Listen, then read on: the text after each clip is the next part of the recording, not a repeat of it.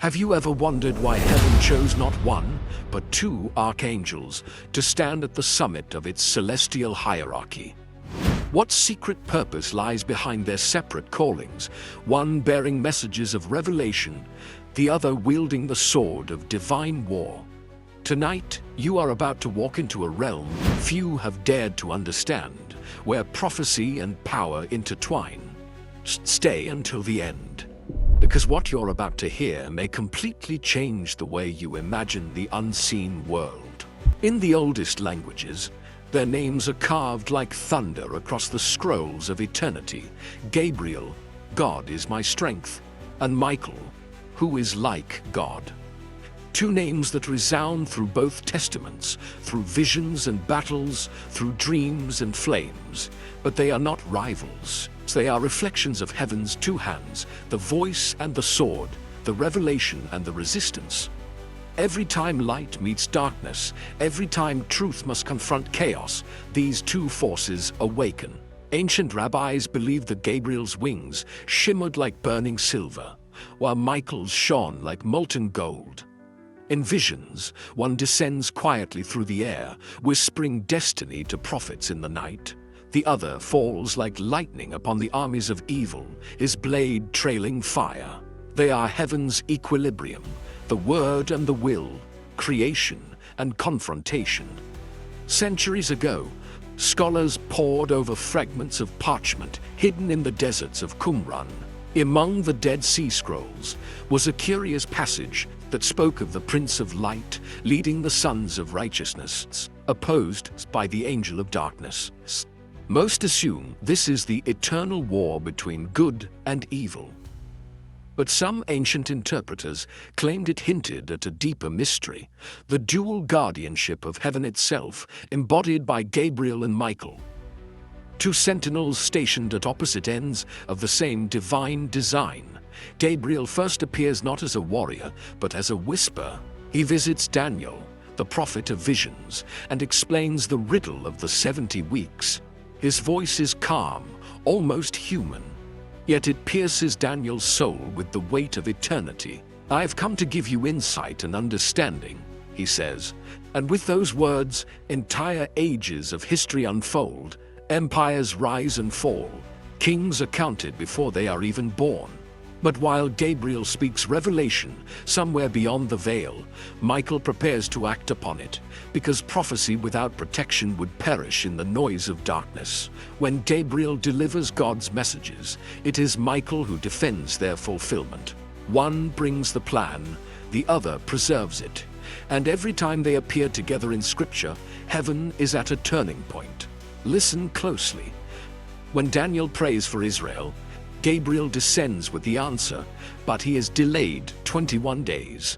He confesses that the prince of Persia resisted him. Then comes a line so easily overlooked, yet filled with cosmic tension. "But Michael, one of the chief princes, came to help me." It is the perfect glimpse of their divine partnership. Gabriel carries the decree, Michael clears the path. Without the messenger, the word is lost. Without the warrior, the messenger is silenced. Imagine the unseen world at that moment. Gabriel, radiant with the message of redemption, entangled by the powers of Persia, until Michael bursts through the heavens with the roar of celestial steel. In that instant, time itself bends around obedience. Light carves a passage through resistance, and prophecy reaches its destination. But the next part will surprise you even more. Because long before that struggle, before Babylon, before the prophets, the seeds of their missions were already written in the structure of creation itself. Some Jewish mystics taught that when God said, "Let there be light," two currents flowed out from his voice, one that spoke the world into being, and another that defended that word from corruption. Gabriel was the echo of the first current, the speaking light. Michael was the echo of the second, the guarding flame. From the very beginning, revelation and resistance moved together like breath and heartbeat. When the rebellion in heaven erupted, when Lucifer rose against the throne, it was Michael who stood forth as the defender of divine order. His cry shook eternity. Who is like God? It wasn't a question, it was a declaration that shattered pride. And beside him, unseen but present, Gabriel bore witness, because even in war, the message of truth must remain pure. Some lost writings suggest Gabriel's task during that uprising was not to fight, but to record, to carry the testimony of loyalty that would one day stand against accusation. He was the scribe of light, the chronicler of the faithful. In that cosmic courtroom, two voices resounded, one of command, one of record. Michael executed justice, Gabriel preserved memory. Together they ensured that the rebellion could never rewrite heaven's story.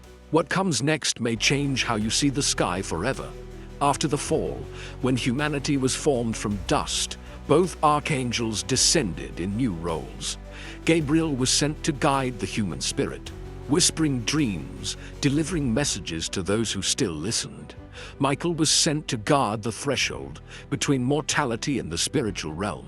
It was said that when Adam and Eve left Eden, Michael stood at the eastern gate with a flaming sword, not as punishment, but as protection, keeping them from a fate worse than exile. And nearby Gabriel watched over them, his light flickering softly in the twilight, a reminder that even outside paradise, God still speaks. Thousands of years later, in the quiet town of Nazareth, the voice of that same messenger broke the silence of centuries. A young woman heard her name. "Hail Mary, full of grace."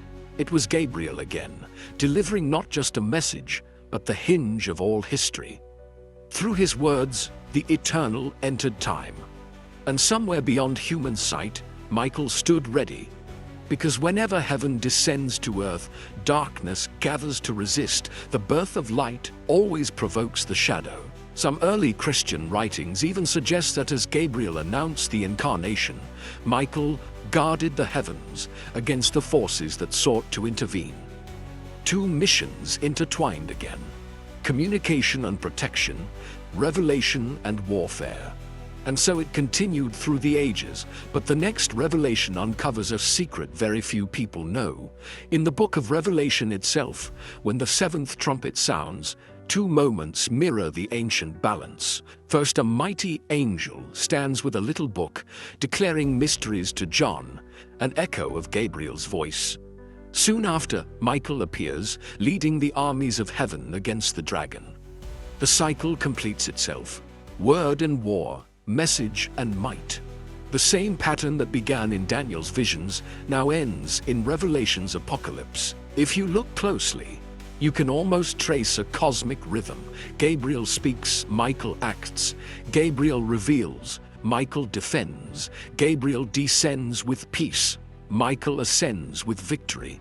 And yet, they are never portrayed as equals competing for power, but as servants harmonizing in purpose.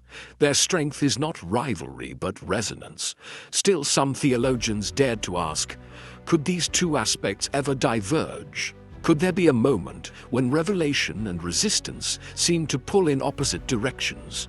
To understand that, we must travel beyond Scripture into the symbolic language that ancient mystics used to describe heaven's hierarchy. They said that every angelic order corresponds to one of God's attributes: mercy, justice, wisdom, power. Gabriel aligned with mercy and illumination. Michael with justice and might. When mercy speaks, justice must act. When justice strikes, mercy must remind the world of hope. Without one, the other becomes incomplete. This balance shapes even human destiny. Gabriel's messages often come to the humble, the shepherds, the faithful, the dreamers. Michael's power manifests when nations tremble and kings fall. Together, they govern both the whisper of prayer and the roar of prophecy. But their partnership hides an even deeper truth. In ancient apocryphal traditions, Gabriel was believed to be the one who taught Enoch the secrets of heaven, the courses of the stars, the names of the winds, the mysteries of time. From Gabriel came revelation of the divine mind. From Michael came strength to endure it. Because divine knowledge without divine courage would crush the human soul. Picture it. Enoch standing on the mountains of vision, his body trembling as the heavens unfold before him. The voice of Gabriel speaks like thunder clothed in light. Write what you see. And beside him, Michael's shadow burns with power, shielding him from the terror of glory. Even revelation needs protection. Even the truth must be guarded until its appointed hour. Now imagine the final day, when the trumpet sounds and time folds back upon itself.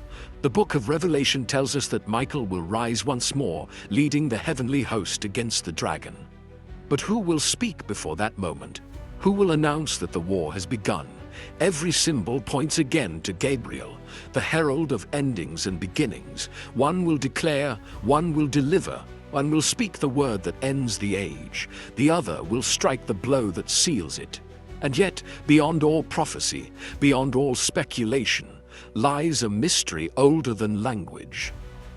Some say Gabriel and Michael are not merely individuals, but manifestations of a single divine pattern, the articulation and the action of God's will. When God speaks, Gabriel is his breath. When God moves, Michael is his arm. Perhaps they are the two sides of the same light refracted through creation, forever distinct, yet inseparable. But the story doesn't end there.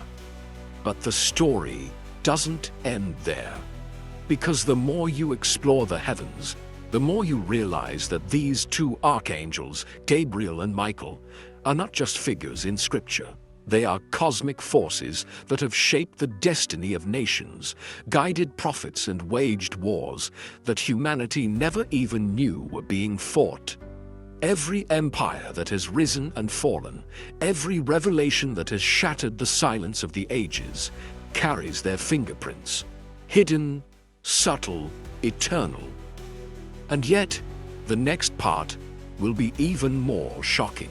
Because some ancient writings suggest that there were times when even Gabriel and Michael stood on opposite sides, not in rebellion, but in divine tension, executing parts of a plan so vast that only God himself could see its unity.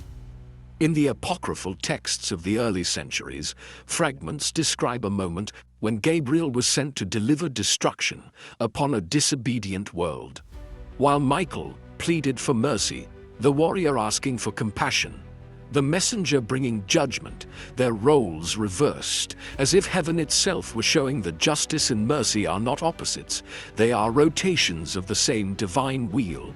But what comes next will reveal a hidden truth you never expected.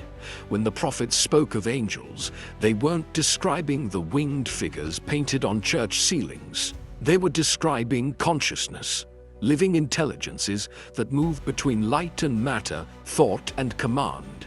In Hebrew, the word malach means not angel, but messenger, a being defined by purpose, not by form.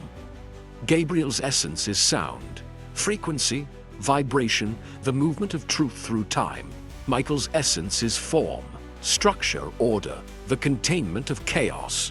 When Gabriel speaks, creation listens. When Michael moves, creation obeys. Imagine that, the sound and the structure of heaven. One sends the word through the void, and the other stabilizes it, so it does not collapse into disorder. Without Gabriel, the universe would fall silent. Without Michael, it would dissolve into madness. But the story only grows darker and more mysterious from here.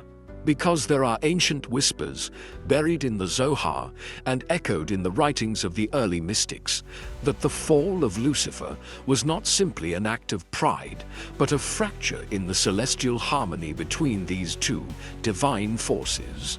When Lucifer defied the Creator, Gabriel's light of revelation dimmed for an instant, and Michael's sword of justice was forced to strike against one who had once stood beside them. Some scholars believe this is why Michael's cry, "Who is like God?" still resonates as a wound in the cosmos, a sound that repeats through every age of rebellion. It wasn't just a declaration, it was the memory of brotherhood torn apart. And Gabriel, witnessing this fall, carried its echo into every message he ever delivered to humankind. Each revelation, no matter how beautiful, carried a trace of sorrow, a reminder of what was lost when light turned upon light.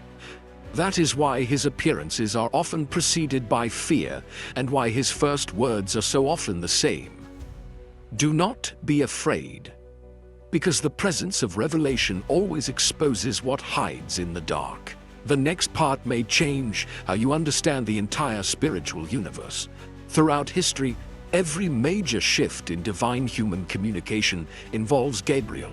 He appears to Daniel with the timeline of empires, to Mary with the Word made flesh, to Zechariah with the promise of a prophet. But what if those weren't just visits? What if they were moments when heaven itself recalibrated? Each time Gabriel speaks, reality bends slightly closer to its divine purpose. And every time he descends, Michael prepares the atmosphere for that descent, purging, protecting, pushing back what would resist. And yet, there is something even more mysterious about Gabriel's voice. In some Gnostic traditions, his words were said to contain the hidden names of God, vibrations so pure that matter itself would respond. The ancients believed that sound could shape form. That divine speech was not metaphorical, it was literal creation. And if Gabriel embodies that word, then his messages were not just heard. They were written into the architecture of existence itself.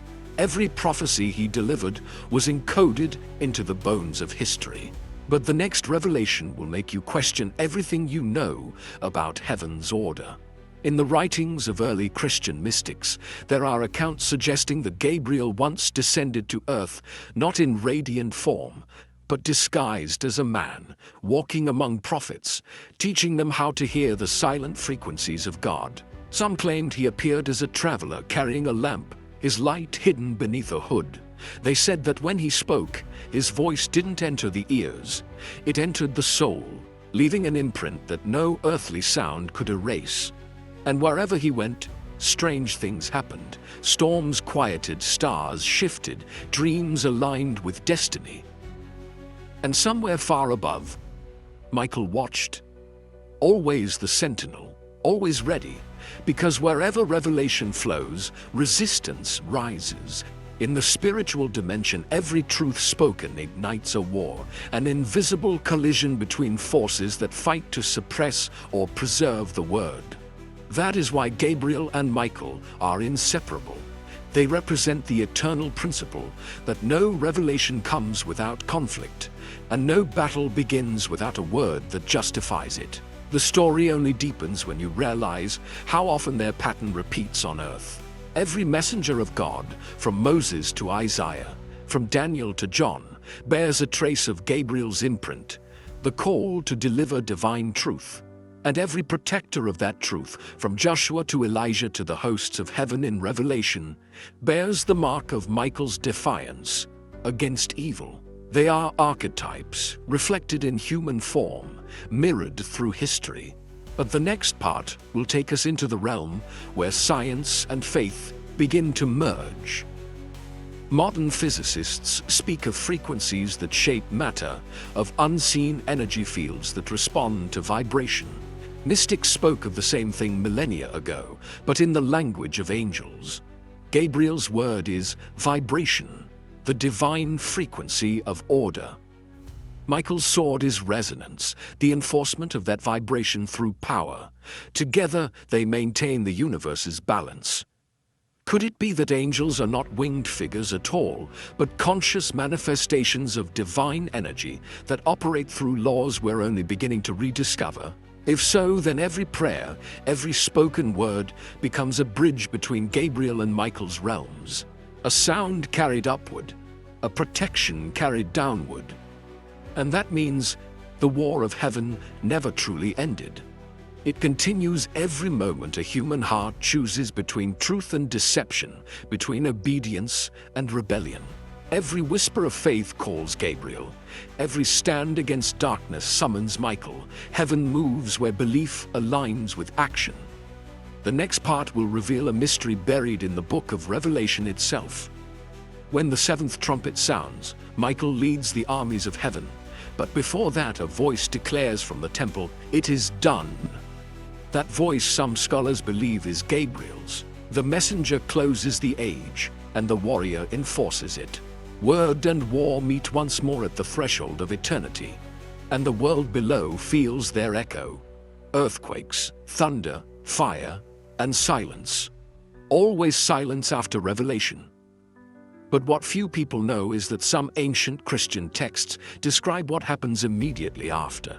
They say that once the final battle is done, Gabriel and Michael will stand side by side before the throne, not as servants awaiting command, but as witnesses of creation fulfilled. One will present the record of every word spoken in obedience. The other will present the victories won in faith. Together they will restore the harmony broken at the dawn of time. But even that will not be the end, because new ages require new revelations, and new revelations call the messenger once more. The story only grows deeper from here. Some rabbis taught that Michael and Gabriel appear in every generation, but never at the same time.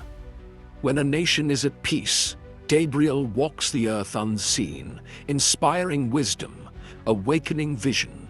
When a nation turns toward violence and corruption, Michael rises, his sword drawn to restrain the chaos. It's as if humanity's collective spirit determines which archangel steps forward. They are heaven's response to earth's condition. Mercy when we listen, might when we refuse. But what comes next may be the most mysterious idea of all. Certain early theologians suggested that the name Michael, who is like God, is not just a title, but a question woven into the universe itself.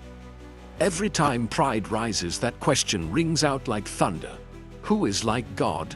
It is both challenge and reminder. And perhaps Gabriel's message, the word of revelation, is the answer to that eternal question. Every prophecy, every gospel, every act of divine speech whispers the same reply. There is none like him.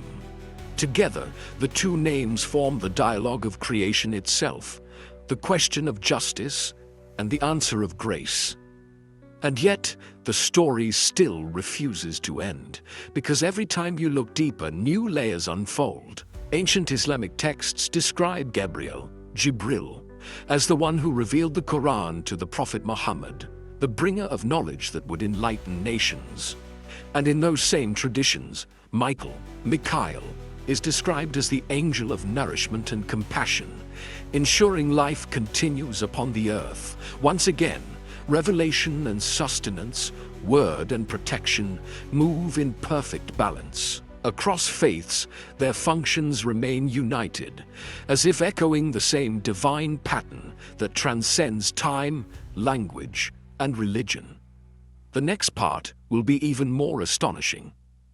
In the mystical texts of the early church, Gabriel is sometimes called the left hand of God's mercy, and Michael the right hand of his justice. When they move, they create the symmetry of divine action, the unseen geometry of heaven. And some mystics even claim that this symmetry is reflected in the human body. The left side governed by intuition, the right by strength. As above, so below. Humanity itself becomes a living image of the heavenly balance between these two archangels. But the next revelation reaches beyond Earth. Astronomers once named two distant stars after the archangels, believing their light guarded our world from cosmic forces we barely understand. Some scientists dismissed it as superstition, but ancient sages insisted that these lights were more than symbols. They were reminders written in the heavens. They believed every star carried a name known only to God. And the stars of Michael and Gabriel mark the poles of divine governance, the axis of order itself. The story only becomes more haunting from here, because there are prophecies, hidden and half forgotten, that speak of a time when both archangels will descend together, visible to human eyes, not as messengers of destruction, but as heralds of transition, when the world must pass from one age into another. The sky will tremble with light, not fire. The earth will not burn, but awaken. And the sound that precedes them will not be thunder, but music, a resonance older than creation, calling everything that has breath to remember who it came from. And if that prophecy is true, then every moment of silence we experience now is the gathering of that sound. Every act of faith, every stand for truth, every whispered prayer, these are the notes of Gabriel's eternal message being tuned. And every act of courage, every resistance to evil, every choice to defend what is right, these are the echoes of Michael's command. Together, they form a song that has never stopped playing since the dawn of time. A song that humanity keeps rediscovering, note by note, century by century.